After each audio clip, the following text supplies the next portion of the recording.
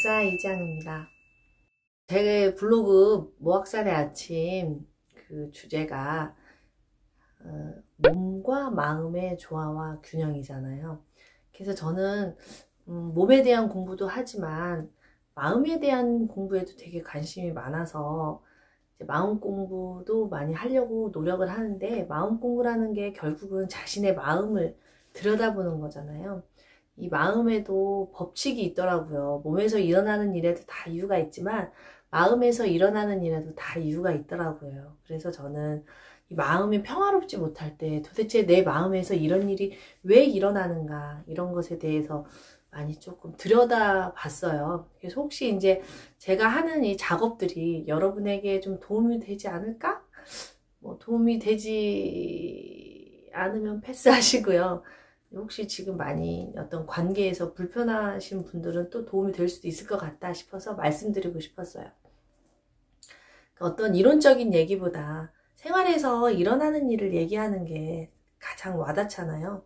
그래서 최근에 있었던 일, 저희 이제 친정어머니 얘기를 좀 해볼게요. 저희 친정어머니는 저하고 많이 달라요. 내가 어렸을 때 우리 엄마하고 이렇게 가장 많이 했던 농담이, 어떻게 엄마 뱃속에서 내가 나왔지? 막 이런 얘기를 많이 했거든요. 저희 어머니는 굉장히 내성적이고 표현이 적으세요. 그리고 본인이 딱 하고 싶은 말만 하시고요. 기분이 아주 좋아야 이제 농담을 좀 하셔요. 그렇게 할 수밖에 없던 이유가 좀 많이 아프셨어요.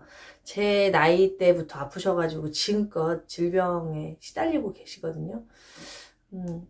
그래도 이제 약사 딸내미 만나가지고 이 정도 건강하다 하면서 항상 저한테 이제 고맙다고 하시는데, 최근에 저희 어머니가 이제 저희 집에서 좀 요양을 하고 계세요. 저번 영상에도 말씀드렸듯이 혼자 사시다가 낙상이 일어나가지고 고관절이 부러져서 굉장히 고생을 하셔서 요양차 저희 집에 와 계시는데, 그래서 이제 제가 어머니 밥을 챙겨드려야 되잖아요. 그런데 저번 날 아침에는 이제 고구마를 넣고 된장국을 끓여달라고 하시더라고요. 근데 제 상식에 감자는 넣고 끓여봤는데 고구마는 넣고 끓여본 적이 없어서, 제가 이제 고구마를 적당히 넣고 대신에 이제 호박도 넣고 양파도 넣고 두부도 넣고 해서 엄마 좋아하는 스타일로 이제 끓여서 출근 전에 바삐 끓여가지고 이제 드렸는데, 저희 어머니가 딱 그걸 보시더니 고구마가 적네? 딱 이렇게 말씀을 하시는 거예요.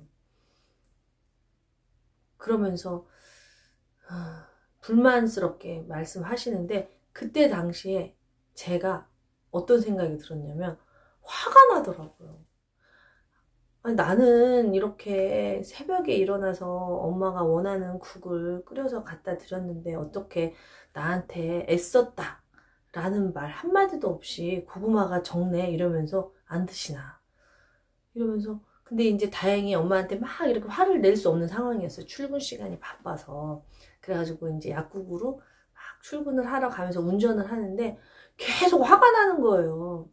그래서 옛날 같으면 마음 공부를 많이 이렇게 안 한 젊은 시절에는 엄마가 틀렸다고 생각을 했어요. 어떻게 고생한 사람한테 고맙다, 애썼다, 잘했다 이런 말을 안 하고 고구마가 없다, 이 말만 할까. 나는 그런 엄마가 싫다 이러면서 엄마하고 막 이렇게 싸웠을 텐데, 이 운전을 하고 가면서 이렇게 분노가 사라지고 곰곰이 생각을 해보니까 그거는 엄마 때문에 화가 난 게 아니라 제 자신이 스스로 만든 화라는 걸 알았어요.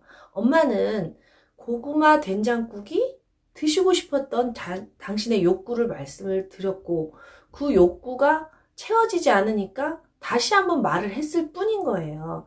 엄마한테는 내가 애를 썼느냐 애를 쓰지 않느냐 이거보다 엄마한테 중요한 거는 당신이 원했던 것이 됐냐 안 됐냐 이것만 중요했던 거지. 엄마가 저한테 너 애쓰지 않았어, 너 뭐 이렇게 비난한 적이 없거든요. 그런데 저는 그것을 비난으로 들어버렸더라고요.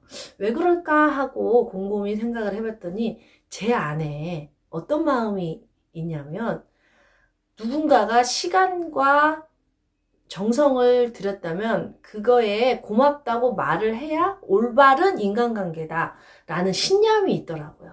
그 신념 때문에 그 신념에서 벗어난 행동을 하는 엄마를 비난하고 있는 저희 자신을 본 거예요.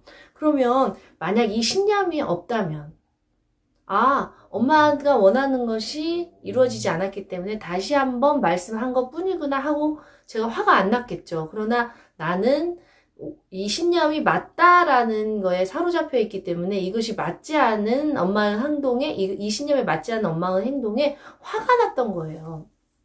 그래서 이 내 신념 때문에, 내 마음속에 있는 이 생각 때문에 화가 났구나 하고 이것을 내려놓고 보니 엄마한테 화를 냈던 제 자신이 부끄러워지더라고요. 그러면서 엄마의 욕구를 제대로 이해하지 못한 내 잘못이구나 라고 생각을 해서 퇴근할 때는 좀 가볍게 갔답니다.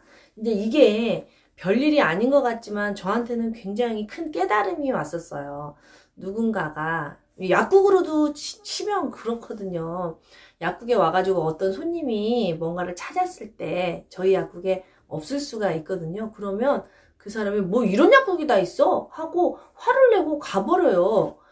그러면 저는 화가 나요. 그거를 듣고. 그래서 옛날에는 막 비난을 했죠. 뭐 저런 사람이 다 있어. 없을 수도 있지. 왜 화를 내 나한테? 내가 어떻게 그 사람이 원하는 걸 다 가지고 있어. 막 이러면서 저까지 영향을 받아가지고 뭐 길게는 하루 종일 또는 뭐 짧게는 요즘은 굉장히 짧지만 좀 기분이 언짢은 거예요. 이것을 거기에 대입을 해보면 그 사람의 욕구는 어떤 약이에요. 그 약이 없어서 그 사람이 화를 낸 거지 그 자신이 원하는 게 이루어지지 않았기 때문에 그 사람의 세계에서 화를 낸 거지 그 화가 저한테까지 영향을 미칠 이유는 없는 거죠. 제가 그 화를 받지 않으면 되니까. 이런 훈련을 자꾸 해봤더니 이제는 옛날에는 약국에 진상 손님이 많다고 생각을 했었는데 이제는 진상이란 생각이 안 들더라고요.